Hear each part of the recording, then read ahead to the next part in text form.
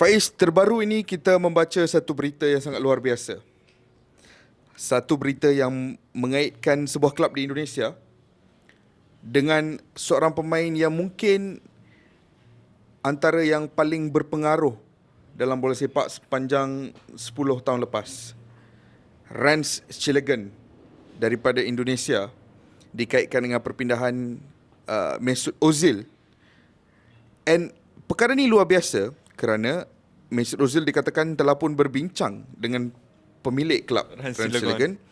Mesut Ozil juga dikatakan telah pun bersetuju untuk menyertai Rans Cilegon yang dikatakan telah mendapatkan promosi ke Liga 1 tahun depan kan.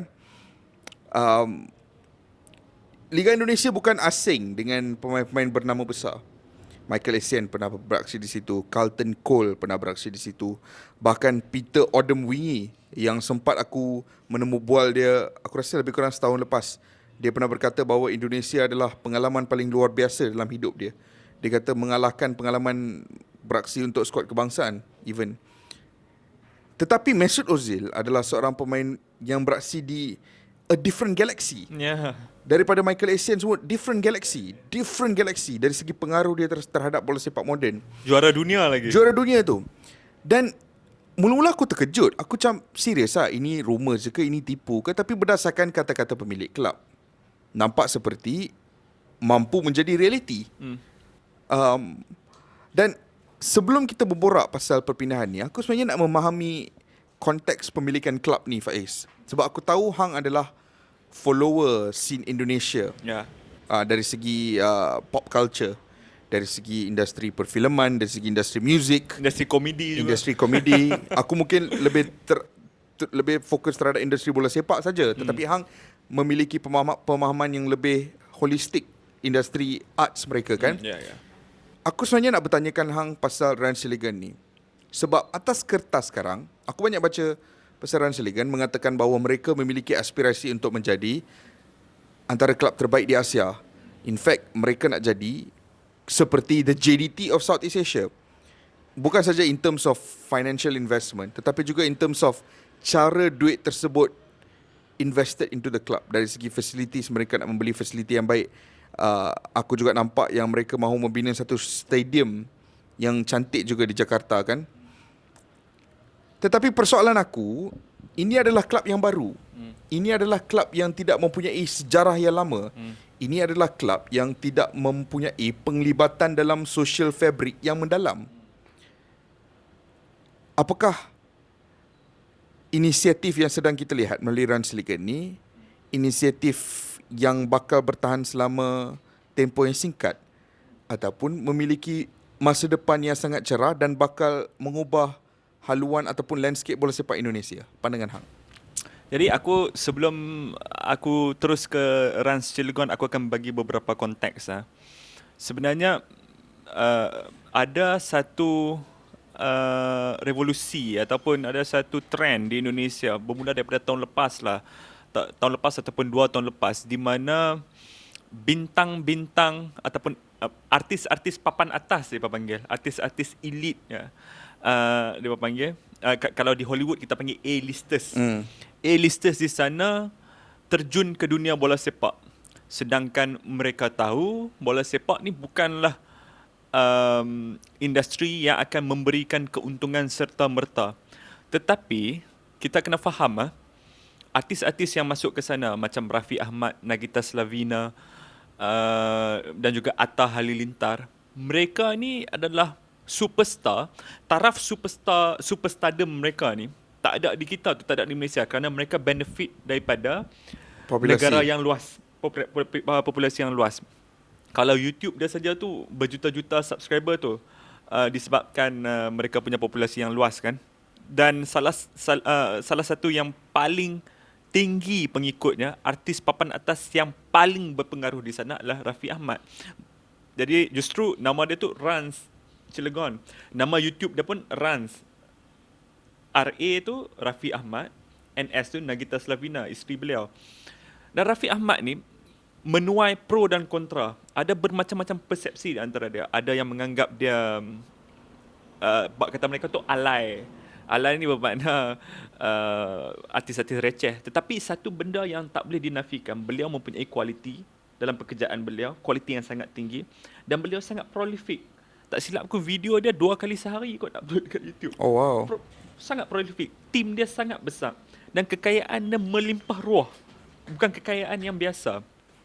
Sustainable ataupun tidak daripada segi financial, itu bagi aku bukan menjadi satu persoalan yang besar. Bagi aku sangat sustainable. Kerana mereka, kebanyakan kerja mereka hidup daripada endorsement. Dan bila hang dikenal seluruh Indonesia seperti Raffi Ahmad, penaja akan berlumba-lumba untuk masuk. Itu tak dinafikan lah. Ya. Dan betul, hang cakap tadi, permasalahan Rans Cilegon bukanlah daripada segi komposisi pemain, bukanlah daripada segi pengurusan, bukanlah daripada segi kewangan, tetapi hubungan di antara kelab Rans Cilegon ni mungkin dengan orang daripada Cilegon, mungkin orang daripada Jakarta. Yep. Itu perkara ini memerlukan satu proses kan, untuk komuniti percaya kepada kelab ini, kelab percaya kepada komuniti. Hubungan dua hala tu memerlukan proses yang panjang. Dan pada aku, Rans Cilegon belum lagi mencapai ke tahap sana. Kita akan tengok musim depan, bila Rans Cilegon bermain di Liga 1, itu mungkin akan jadi berbeza kan. Itu mungkin akan jadi satu perkara yang menaikkan status sosial Rans Cilegon ke tahap yang lebih tinggi. Jadi bila Raffi Ahmad bukan mengumumkanlah, dia ditanya sebenarnya tentang permasalahan Mesut Ozil ni, aku sebenarnya tak terkejut langsung. Dari segi kemampuan, Rans Cilegon lebih daripada mampu untuk mendapatkan Mesut Ozil, dan kontrak dia, katalah kontrak dia 2 tahun, bayarlah 10 juta euro kan. Mereka mampu untuk membayar wang sebegitu rupa. Hang tahu tak mereka, Rans Cilegon ni pre-season hari tu pergi mana? Pergi Eropah, pergi Turki. Jadi kemampuan tu bukan isu. Visi mereka sekarang ni untuk menjadi seperti mungkin jadi seperti JDT di Malaysia. Di mana ada resources dan pengurusan resources tersebut berada di tingkat tertinggi. Aku rasa benda tu dah ada di Rans Cilegon. Dan bukan saja di Rans Cilegon, ada juga di Kelab Atta Halilintar tersebut. Dan mereka sekarang ni, trend ni perlu diikuti oleh pengurusan liga yang baik, yang lebih kompeten, PSSI yang lebih bersih, yang lebih giat menjalankan kerja untuk meningkatkan liga mereka. Dan aku rasa once mereka berada di tahap tersebut, mereka akan lebih baik bahkan daripada Liga Malaysia. Aku sebenarnya ada beberapa persoalan, a few doubts in my head setiap kali aku memikirkan pasal Rans Cilegon ni. Sebab antara perkara yang aku rasa paling menakjubkan tentang bola sepak Indonesia adalah hubungan di antara kelab dan juga penyokong. Maksud aku dengan hubungan tu bukan daripada kelab tu tau, bukan daripada entiti bisnes yang dikenali sebagai kelab tu, tetapi hubungan di antara institusi tersebut secara keseluruhan, identiti tersebut secara keseluruhan, that brand. Jadi kalau kau Persija Jakarta, ia adalah hubungan di antara individu yang menetap di Jakarta dengan institusi Persija. Bukan manajemen Persija, bukan entiti bisnes yang didaftarkan di bawah nama Persija, bukan head coach, tetapi identiti Persija. Hubungan tersebut. Bagi aku, hubungan tersebut adalah mungkin lebih kuat berkali ganda berbanding dengan hubungan yang kita ada di Malaysia di antara penyokong dan juga institusi kenegerian tu. Kita ada di sini, tetapi di sana nampak seperti lebih refined, lebih mendalam dan mempunyai sejarah yang lebih lama, kan? Dan aku rasa itu adalah antara perkara yang paling menarik tentang bola sepak Indonesia. That's why tak kisahlah apa permasalahan yang ada pun, apa-apa isu yang ada pun, budaya sokongan tu tidak pernah hilang, tidak pernah diluted, sentiasa kuat. Tetapi bila aku melihat Rans Cilegon ni, ia adalah kelab yang pada ketika ini lebih fokus terhadap membina satu pasukan yang mampu mendatangkan kemenangan. Seolah-olah prioriti nombor 1 pada ketika ini adalah kemenangan dan not necessarily hubungan yang baik dengan masyarakat tu. Aku bukan nak kata mereka tidak Menitik beratkan. Bukan tidak menitik beratkan hubungan bersama penyokong atau tidak mempunyai community engagement programs. Tetapi sebagai sebuah kelab yang pada ketika ini prioriti utama dia adalah untuk membina stadium yang baik, untuk membina fasiliti yang baik, untuk menjadi a well-run club. I'm not sure how sustainable this can be. Persija Jakarta, Persib Bandung, PSM Makassar, Persebaya Surabaya, Borneo FC, kesemua kelab ni Faiz, aku yakin tidak akan mati sampai bila-bila. Tidak akan mati. Management dia boleh tukar, isu-isu kelab, isu-isu kewangan boleh melanda kelab, tetapi kelab-kelab ini sebagai institusi tidak akan mati. Sebab mereka mempunyai satu grassroots yang sangat kuat yang akan sentiasa menjadi nadi, the heartbeat of that team. Tetapi apakah nadi Rans Cilegon? Apakah heartbeat? What is the heartbeat of Rans Cilegon pada ketika ini? Pendapat peribadi aku pendapat peribadi aku tentang, okey, kita ambil daripada berita Mesut Ozil ni ya. Sekalipun Rans Cilegon mampu untuk mendatangkan Mesut Ozil dan Mesut Ozil bersetuju untuk datang ke Indonesia. Kan? Aku masih lagi tak boleh nak digest kan? Tak boleh nak digest. Tapi itu mungkin berlaku. Tiada yang mustahil di sana. Okey. Sebelum perkara ini berlaku, aku nak tengok beberapa perkara being put right first sebelum hang mendatangkan pemain bintang. Okey, Persib 2018 mendatangkan Michael Essien sebab mereka dah ada itu dah different. Institusi itu dah besar. Yang kukuh. Macam hang cakap tadi, Rans Cilegon. 1 ataupun 2 tahun kebelakangan ini, mereka sangat bergantung kepada the magnitude of popularity yang ada pada Rafi Ahmad dan juga Nagita Slavina. Tetapi pada pendapat aku peribadi aku, ini adalah kelab bola sepak.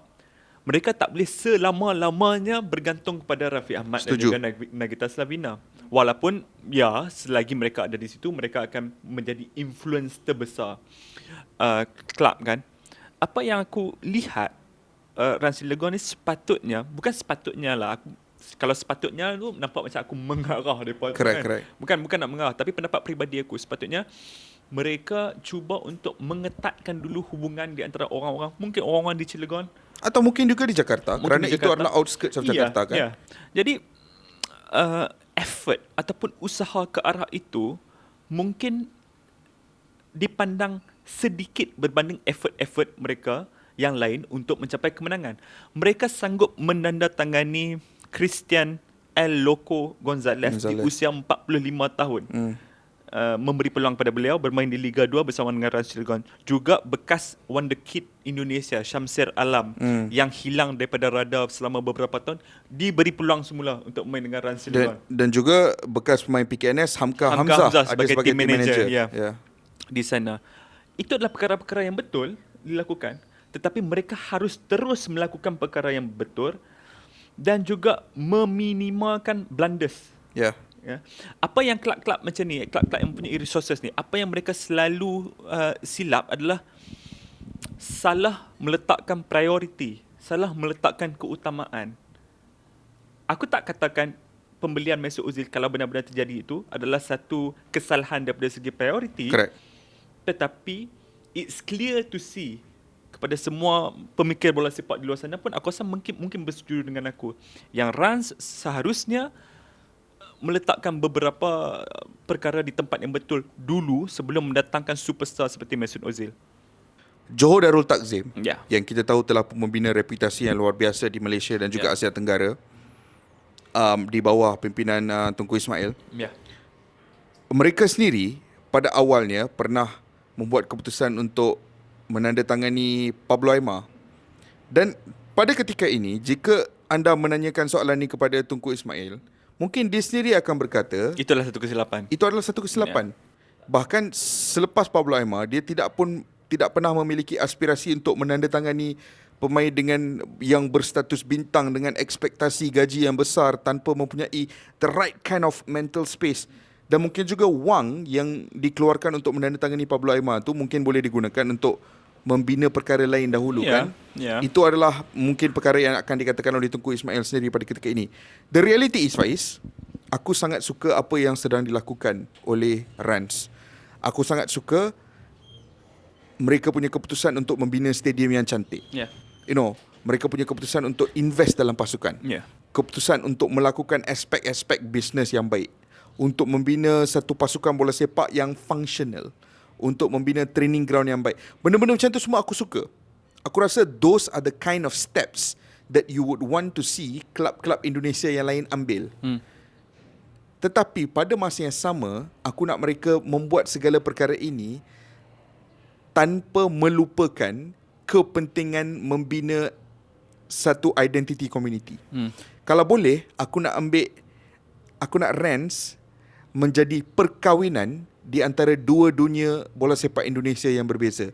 Dunia bola sepak Indonesia yang berteraskan community, yang berteraskan penyokong, yang berteraskan identiti sebuah bangsa untuk dikawinkan dengan bola sepak Indonesia yang memikirkan aspek bisnes, yang memikirkan struktur bola sepak yang progresif, yang memikirkan corak bola sepak yang progresif. Kerana perkahwinan kedua dunia bola sepak Indonesia ini boleh mencipta satu fenomena yang luar biasa yang boleh meletakkan satu gelombang positif sekitar satu negara sebesar Indonesia. Untuk aku rumuskan dengan cepat perkara ni aku melihat Rans Cilegon akan menjadi satu simbol kejayaan kerana dua benda.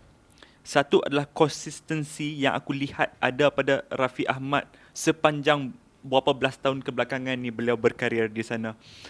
Konsistensi tersebutlah yang meletakkan beliau antara artis nombor satu di Indonesia. Dan aku rasa itu akan diaplikasikan kepada Rans Cilegon. Nombor dua, mereka meletakkan pakar di bidang masing-masing. Raffi Ahmad secara terbuka bagi tahu yang dia tak masuk dalam hal-hal bola sepak, secara teknikal dia tak masuk. Tapi bab pemasaran, bab resources, itu adalah kepakaran dia. Itu bermakna yang dia bukanlah seorang yang gila untuk buat perkara di luar kemampuan beliau. Pada aku, model Rans ni boleh jadi sustainable, boleh jadi satu perkara jangka panjang dan ia di backup oleh konsistensi yang beliau tunjukkan. Dan kita ucapkan selamat maju jaya untuk Rans Cilegon with or without Mesut Ozil.